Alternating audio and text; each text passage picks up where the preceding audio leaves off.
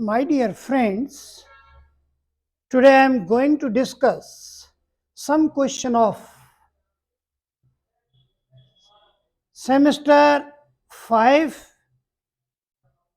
question number 1. What is the question? What do you mean by exchange and its consequences? Now, the meaning of exchange. First, according to section 101, subsection 1, this is the notation of subsection. This is the section of the above new code.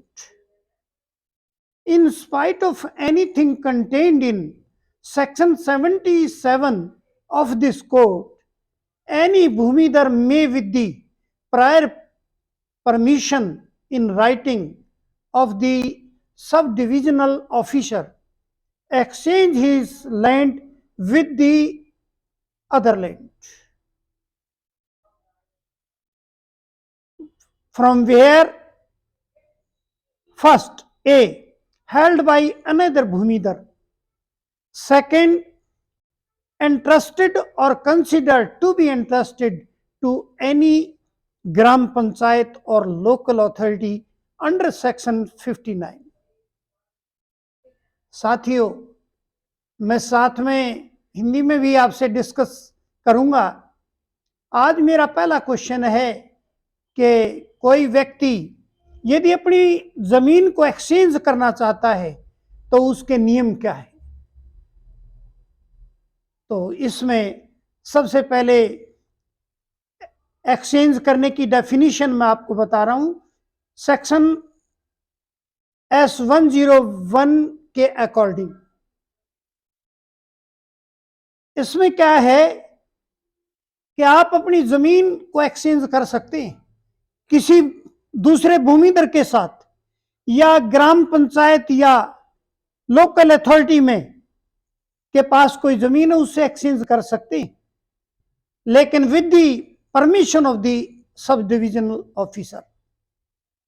ये हमारी एक condition है। हम जमीन exchange कर सकते हैं, बदल सकते हैं, लेकिन परमिशन किसकी लेनी पड़ेगी? सब डिविजनल ऑफिसर की। और कहां से, किससे चेंज करेंगे? या तो किसी भूमिधर से चेंज कर सकते हैं, या हम ग्राम पंचायत के पास जमीन होती है या लोकल अथॉरिटी के पास होती है और इस सेक्शन के अंदर हम उससे एक्सचेंज कर सकते हैं, लेकिन पहले प्रायर परमिशन किसकी होगी? सब डिविजनल ऑफिसर की राइटिंग में। लेकिन एक बात मैं यहां पर और बताना चाहता हूं कि ये जो ग्राम पंचायत और लोकल अथॉरिटी जो जमीन रखती है, ये उसके लिए सेक्शन 59 है। याद रखना बार बार, क्योंकि प्रॉपर्टी के क्वेश्चन होंगे बहुत, उनमें यही सेक्शन है। ग्राम पंचायत और लोकल अथॉरिटी जहां पर आएगी उसमें ये सेक्शन 59 आपको जरूर यूज करना पड़ेगा। Now I am taking another step.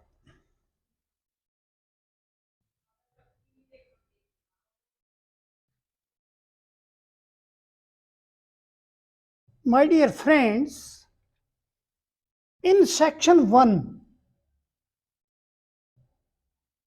हमने परमिशन सब डिविजनल ऑफिसर से मांगी थी लैंड को एक्सचेंज करने की, और अकॉर्डिंग टू सेक्शन S1012, ये सेक्शन 2 है, ये सब सेक्शन है इसका, ये इस सेक्शन का ये सब सेक्शन है 2। सब सेक्शन 1 में हमने SDO से यानी सब डिविजनल ऑफिसर से परमिशन मांगी थी लैंड को एक्सचेंज करने की।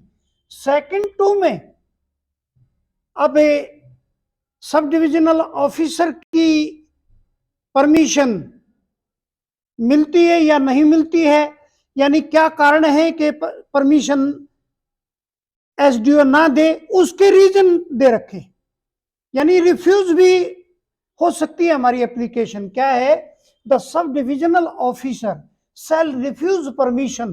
जो हमने इस सेक्शन में परमिशन मांगी थी वो इस सेक्शन में रिफ्यूज हो सकती है।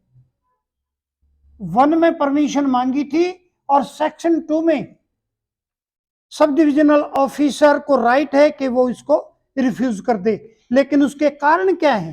कारण पहला, if the exchange is not necessary for the consolidation of holding और सिक्योरिंग कन्वीनियंस इन कल्टीवेशन।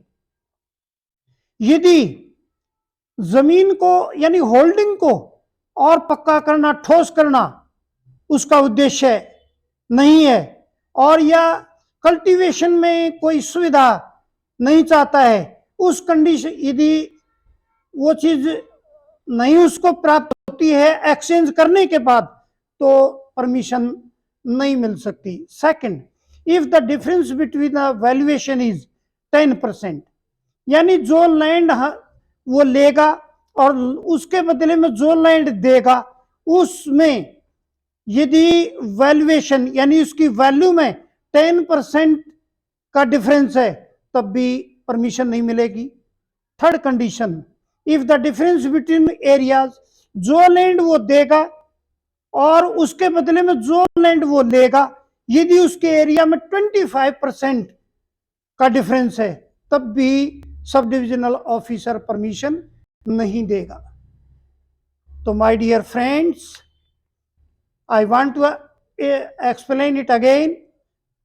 S101 में हमने परमिशन मांगी थी लैंड को एक्सचेंज करने की, और S1012 में अब सब डिविजनल ऑफिसर उस परमिशन को रिफ्यूज कर सकता है। ये उसके कारण हैं, ये मैंने उसके कारण गिनाए A, B, C, और मैं अब उसका चौथा कारण बताता हूं, D.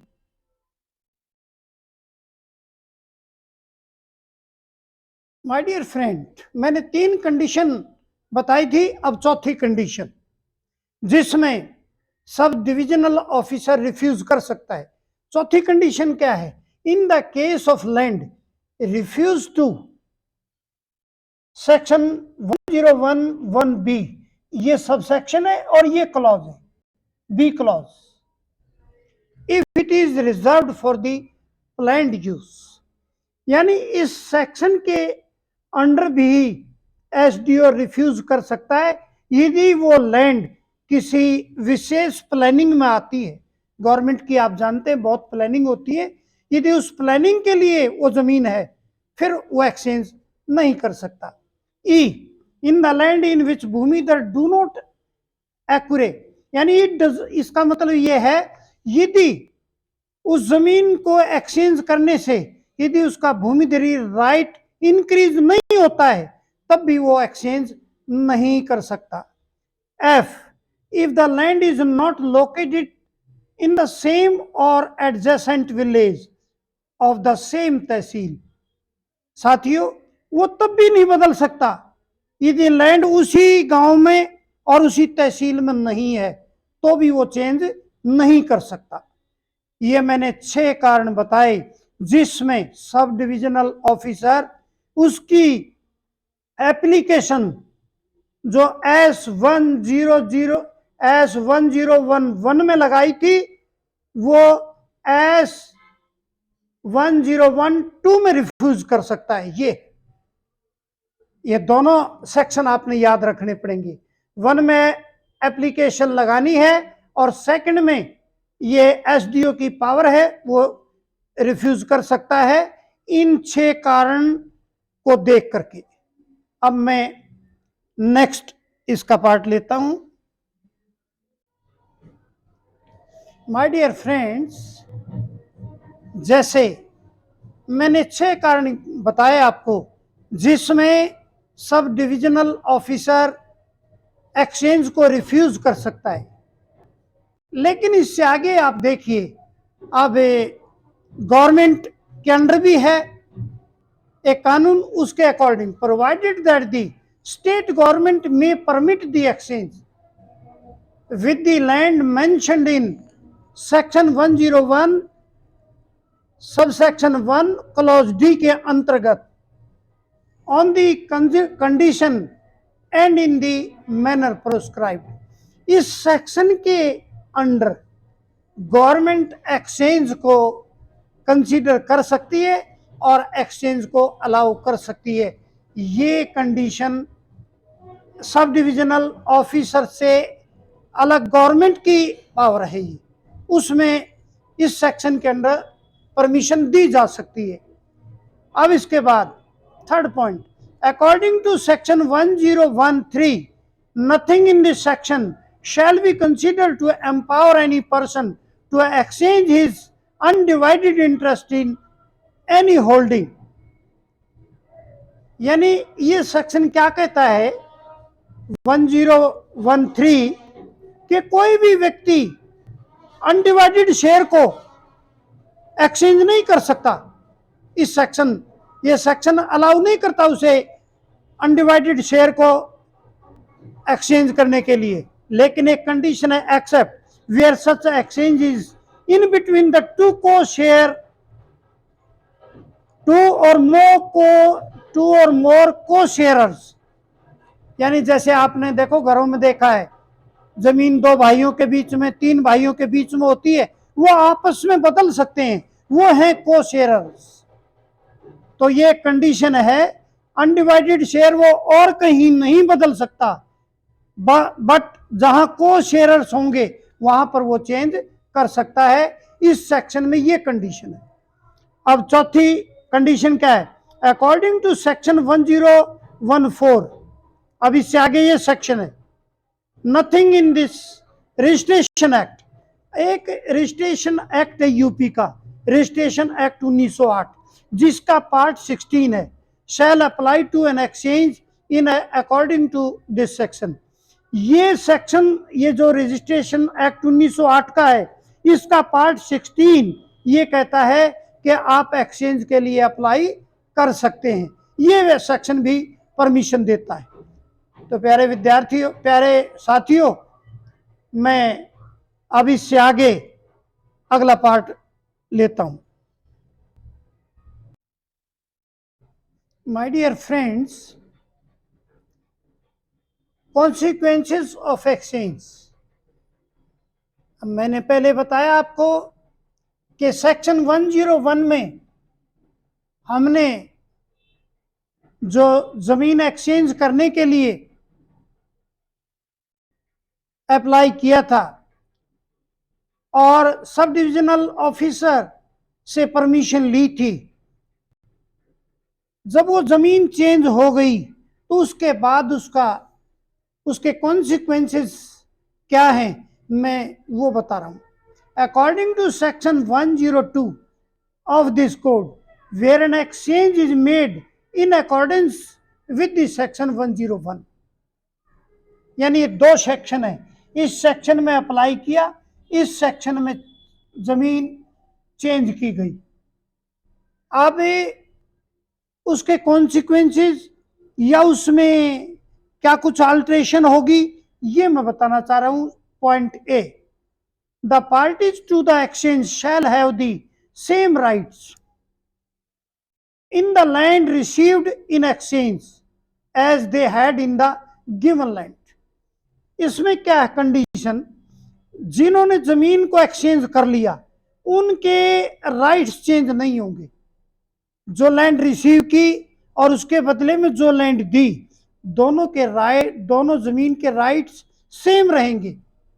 There will be no change in the rights of the land. अब इसमें मैंने लिख दिया, rights after exchange, land received and land given is equal to same, यानी there will be no change in the rights. Second point, the sub divisional officer shall order the record of the rights in khatauni to be corrected. साथियों, जब जमीन transfer की जाती है या exchange की जाती है तो जमीन का एक रिकॉर्ड होता है खतौनी, उस खतौनी में ये आपस में नाम चेंज किए जाते हैं, ट्रांसफरर और ट्रांसफरी के, और जिन्होंने एक्सचेंज किया है उनके, क्योंकि तभी तो जमीन एक्सचेंज होगी जब खतौनी में नाम चेंज हो जाएंगे, यानी गवर्नमेंट के रिकॉर्ड में जब नाम चेंज हो जाएगा तभी आप चेंज मानिए। तो ऐसे जमीन थोड़ी चेंज होगी, आपस में ले लिया, ऐसे चेंज नहीं होती जब तक गवर्नमेंट के रिकॉर्ड में चेंज नहीं होती।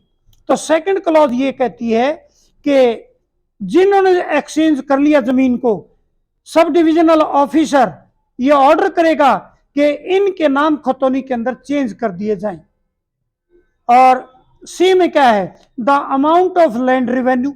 अब देखो, एक जो जिनके पास जमीन है उनको एक गवर्नमेंट को रेवेन्यू देना पड़ता है, जिसके पास जितनी जमीन है एक कैलकुलेशन के उसके हिसाब से रेवेन्यू देना पड़ता है।